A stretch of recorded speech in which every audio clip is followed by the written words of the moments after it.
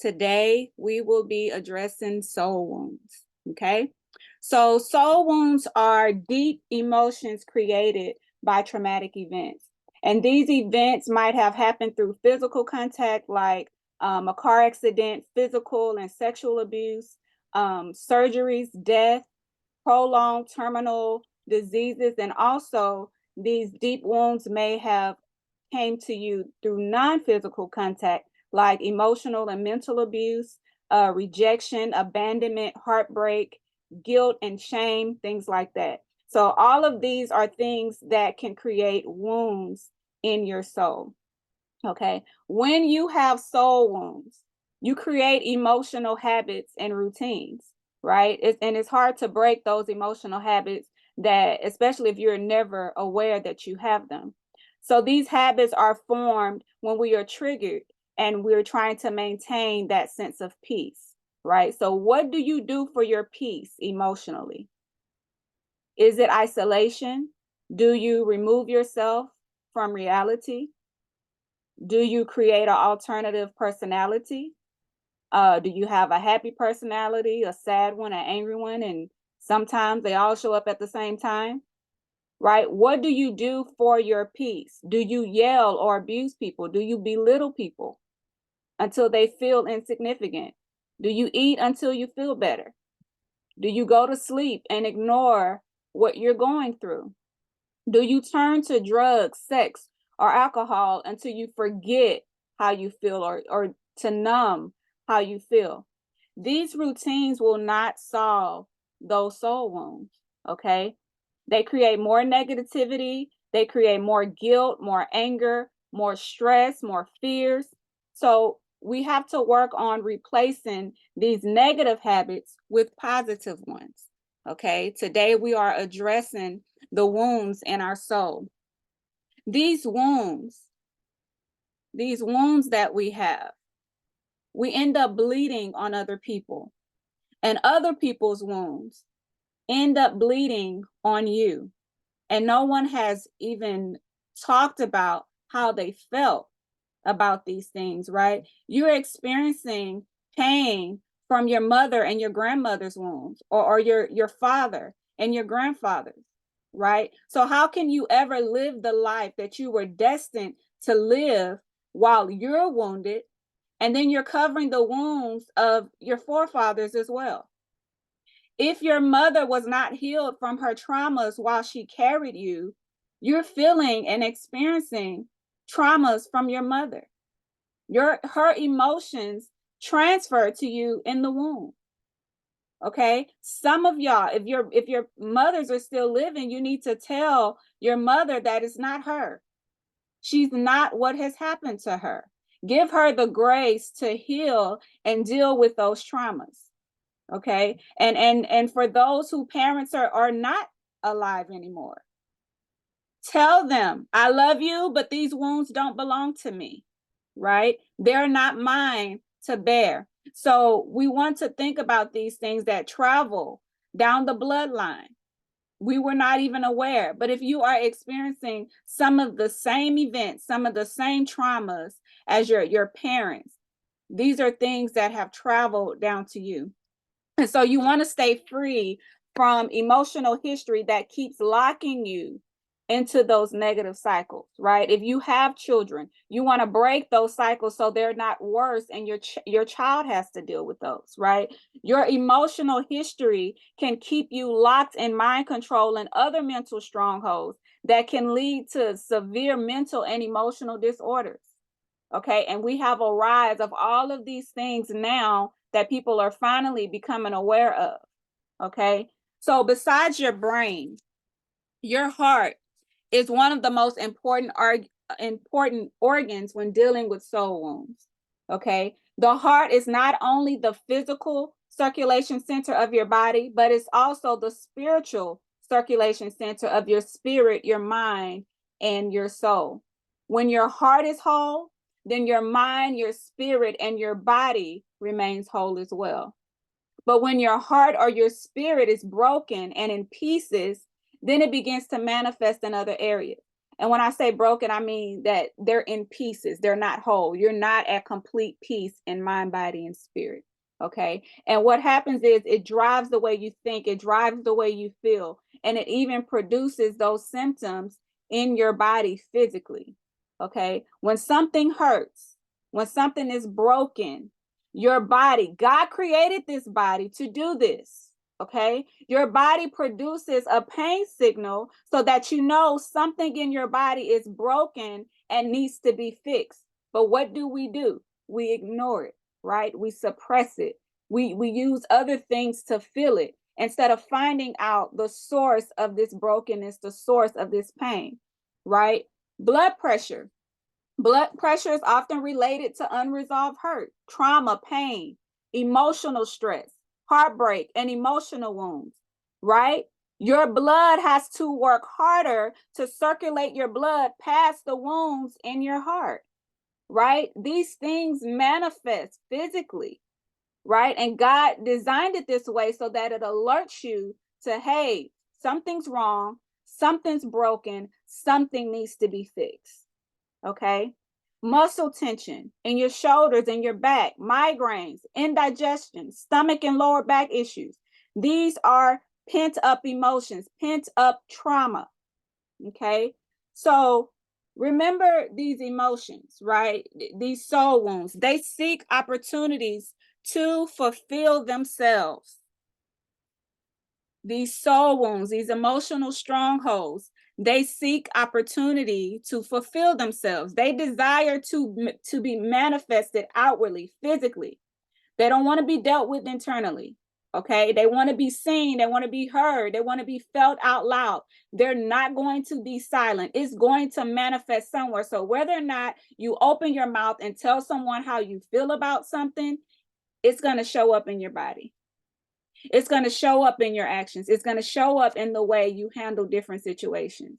Okay. So if you have been having unexplainable, undiagnosable pains, it is most likely a wound in your soul fulfilling itself. Okay. To begin releasing these wounds, you must acknowledge how you feel. And unfortunately, it can take people years to even get to this point, to just say, I feel whatever they feel, right?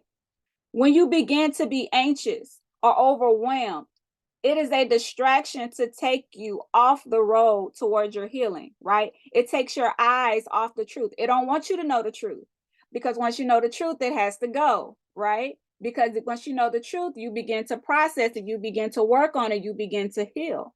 So that anxiety and that feeling overwhelmed, right? It's just a distraction. So think about your process. Right when you're fed up with how your emotions and your traumas have been holding you back, and you begin to start processing those old feelings, you're hit with anxiety and feelings of being overwhelmed, right? So what does that make you do? Stop. Put it off. Say next year, January 1st, 2024, I'm going to start working on me. No, you can start today. Okay? Because what's going to happen is your triggers are going to increase, which will only cause more anxiety and present more distractions. So where you never get around to addressing those soul wounds, right? Your triggers are memories, objects, words, phrases, people, places that spark intense negative emotions. Okay. Your triggers are memories, objects, words, or phrases, people, and places that spark intense negative emotions. And remember, emotions are felt in our soul. Our feelings are here, our emotions are felt in our soul, right? So these are often automatic subconscious responses, right? Because of this, you have to deal with those emotions. You have to deal with those feelings before you are triggered. Okay. If you never recognize what you feel and you never deal with those triggers, then you will never be released from those emotions or healed from those soul wounds. Okay. You must address how you feel. Memorize your reactions, right? And understand what you are feeling. Create a positive habit or routine that will establish healthy emotional boundaries to prevent being influenced in that negative way. Okay, positive routines like reading the word, meditation, exercises, praying.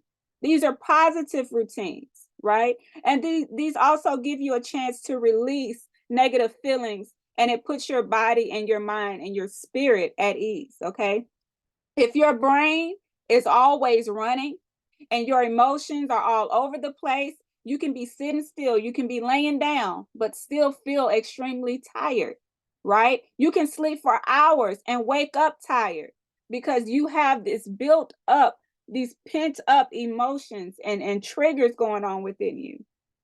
Okay. So even when you pray about it, you must still acknowledge and release these feelings, right? We confess to each other, we confess our faults to each other, right? And it says the effective fervent prayer of the righteous avails much, right? You can't pray about them and keep them, right? Pray and release. Allow God to fill that void and to mend the brokenness. You still have to do what you have to do when those things try to pop up.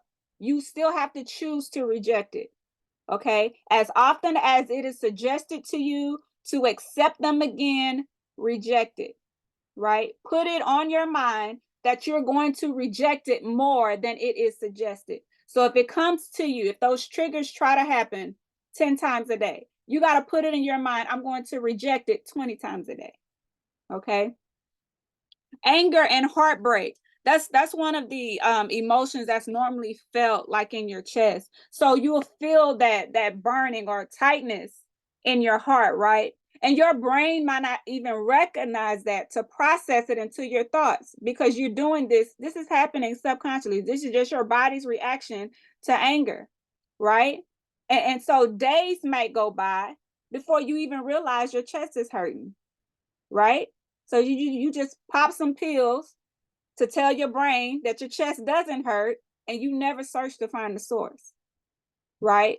Same with anxiety and fear. You normally feel that in your stomach. You know, we call it butterflies, bubble guts. We have different names for it. But have we searched out the source of that thing? Right? Your soul can be split, it can be fragmented from a trauma, right? And this means your body can be one age, but part of your soul is still at the age where you were wounded. And remember, I told you what type of these wounds can be from something physically happening to you, something mentally or emotionally happening to you. And it's a case by case basis. So you can't say someone has not been wounded in their soul because you've gone through the same thing, right? It may not have taken anything from you, it may not have hit you on an emotional level, right? It may not have traumatized you, right? So this is a case by case basis. And you can't base how somebody else deals with trauma or something traumatic happening in their life, especially like with siblings. You know what I mean? We could have grown up in the same household, but an event traumatized you and didn't traumatize the others, right? So you can't live your life pretending that you're okay because everyone else is okay. And then you find out 30 years later that they were never okay, right? It was just this alternative personality that they built up to cope with it, but they never dealt with their feelings, right? So you have to be healed from these soul wounds, from those traumas to be made whole. When you have people that seem immature only at certain parts of a conversation, right? Only at certain milestones in their life, they seem immature, but otherwise they're very wise or they have this soundness of mind. There may be a soul wound there. Okay. And whatever you said or whatever you did was a trigger for them, right? Remember, those triggers are those things that you say or do, or it could be a memory, it could be a place or a certain person that triggers a very intense negative emotional response, right? So show grace. Okay. Ask how they feel. Apologize. Even if it sounds ridiculous to you, apologize and mean it. Because if you know this person is not this way, something triggered them.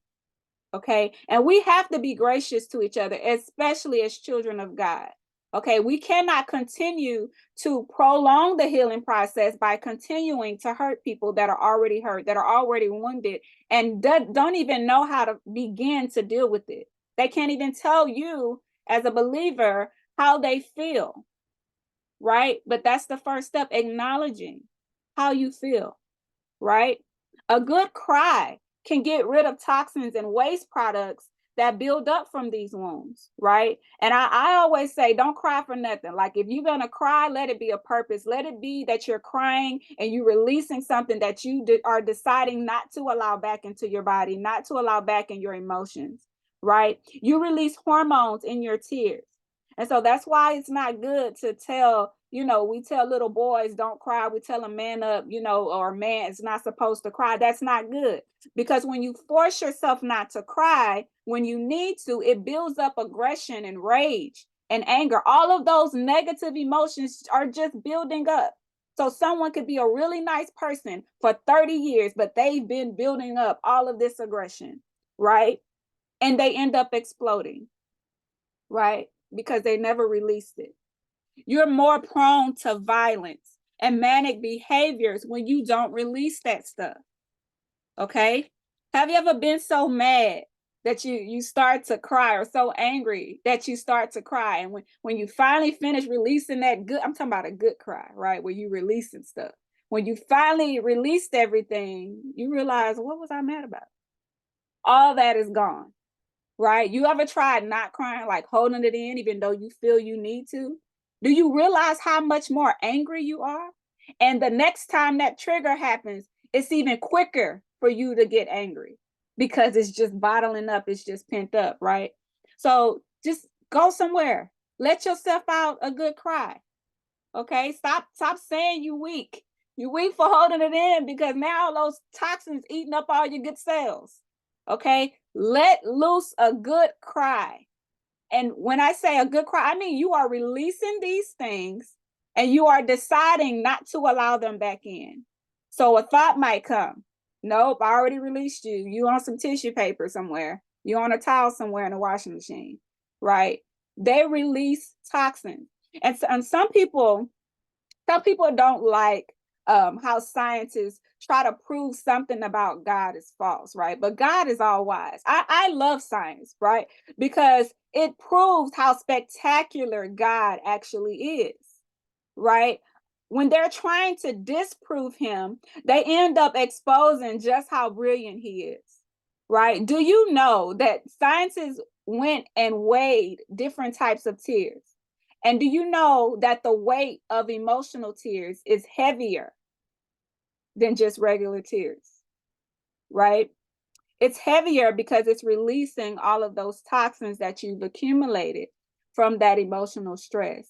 So science is on our side, right?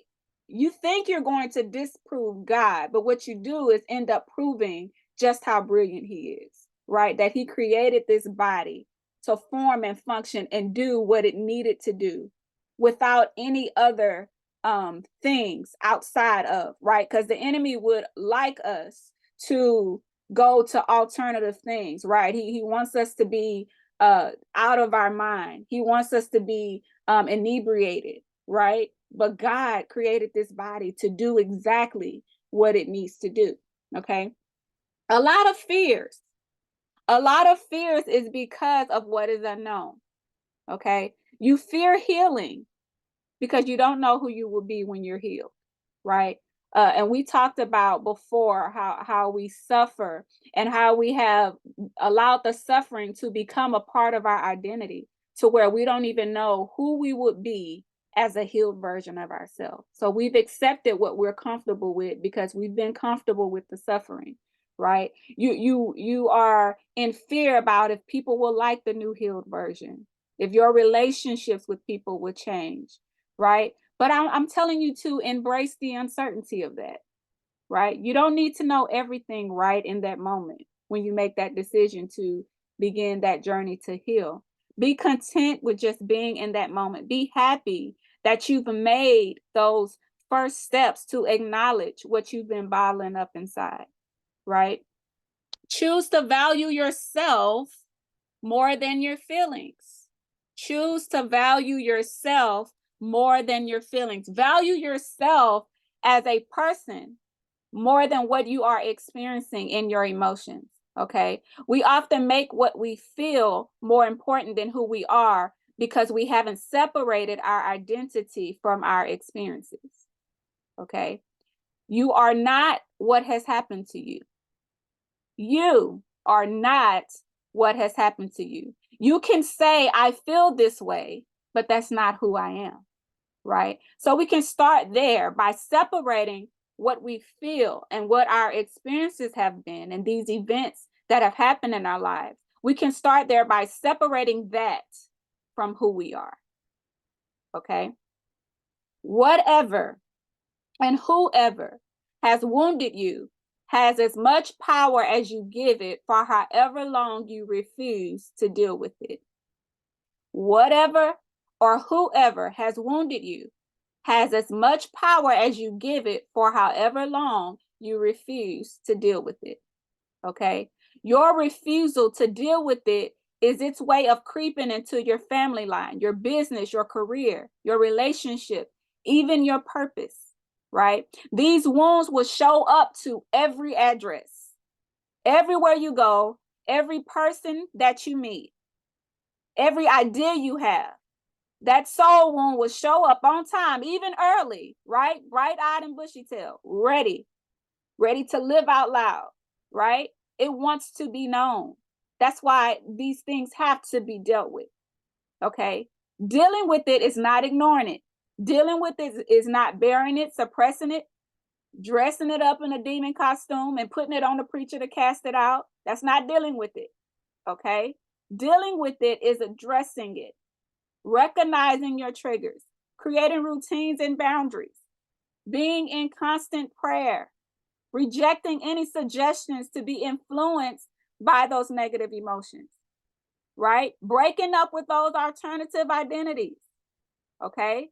And seeing life as a completely healed version of yourself. Stop looking through life through those victim lenses. Right? Throw those glasses away. Those glasses are chipped, they broken, they cloudy, they're not even your style. Right? Throw the victim lens away. You have to want to be victorious and see yourself victorious. If you are enjoying getting perks for being a victim and you enjoy sympathy and only want to be around your enablers, then you're not going to like any of these sessions unless you want to come out of being that way. Okay. You cannot desire sympathy over compassion or self-pity over being a conqueror. Sympathy is someone understanding how you feel, right? But a compassionate person desires to help you get relief. They desire to see you come out of what you feel, come out of the way you have been perceiving life, right? And some people don't want compassion because they don't want help out of it, right? They don't want help out of that victim mindset. They don't want their wounds to be healed because of the perks that they've gotten for being sick, for being victimized, okay? They only want you to understand so that you can pity them, then enable them to remain there stuck in that victim mindset. Self-pity, y'all, is a form of pride, right? It says, because I'm suffering so bad, I need all of the attention. I need all of the affection. I need all the prayers of the saints, right? I need all of your time, their time, and some more people's time. Okay, if this is you, stop stealing people's time if you don't want help. Stop, right? You have people that desire to conquer, that desire to be victorious in their lives. And you have people that are truly compassionate. You have people that truly desire to help you. They will hold your hand. They will wipe your tears. They will help guide you to victory. So, where these things that were once your test, they can become your testimony. These soul wounds will be scars. Because why? Because they are healing, right? If you are the enabler, meaning all of your energy, all of your time and resources are going to a victim that does not want to help themselves, notice I said does not cannot, okay? You need to set some boundaries. Reserve your strength and resources for those who would do the work with you. Okay? Some people just don't want to be healed. There are some people who feel they can't be healed, and that's the difference. You keep working with those. But the people that have decided not to be healed, but they want to utilize your resources, your time, and all of your energy, you could be spending that time and those resources with people who truly need it, who truly desire to be a conqueror. Okay. So we addressed our soul wounds on today. I hope you were writing down your feelings. I hope you were writing down your triggers, and hopefully writing down your map to become free and be healed starting today. Okay. So today we were addressing our soul wounds. Address them so that you can heal. And I want to end with this statement. This feeling, whatever you're feeling, whatever you've gone through, this feeling is temporary. It is just a process. Face your disappointments in yourself and in others. Some stuff is truly your fault. Everything is not everybody else's fault. Sometimes it's our fault. Sometimes it's our decisions, right? But if we are breathing, we can make it better. We can change the outcome. Your life is more than the sum of your hard experiences. Your life is more than the sum of your pain and your failures. You can still climb that mountain or command it to move. You will live again. Your happiness is not determined by what is happening right now. It is determined by what will happen later. Okay? What you do with this moment is imperative to you understanding why you needed to go through it, why it had to happen to you. And after that, you will see that it all happened for you. Go and be blessed on today. I will see you all next Friday at 3 p.m. Please invite others that are willing and ready to work. We will continue to do the work of God, operate in our purpose, being your authentic self. Make sure you're not showing up at the right place as another person or showing up at the wrong place as a person you're supposed to be. Be blessed, you all.